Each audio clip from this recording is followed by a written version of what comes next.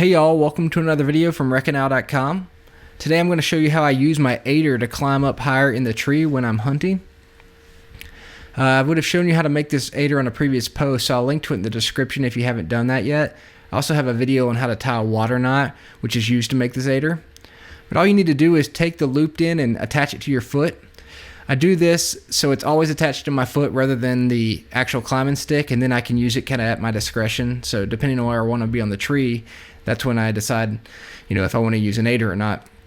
And then I take some paracord and a small carabiner to attach it to my ankle so it doesn't slip off, because obviously it'd be a bad thing if you went up the tree with an aider but you didn't have one to come down. So with the aider attached to your foot and the climbing stick attached to the tree, take the top loop of the aider and put it around the top of the climbing stick.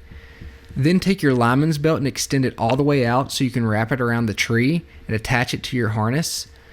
I use a Ropeman 1 rather than a prusik knot, and that allows me to more easily adjust the length of my lineman's belt, because the length is key when you're pulling yourself up with an aider. If you have it too long or too short, it can be problematic as you're trying to pull up. So you just want it right in the right area that you get the leverage of sitting back and pulling yourself up onto the climbing stick.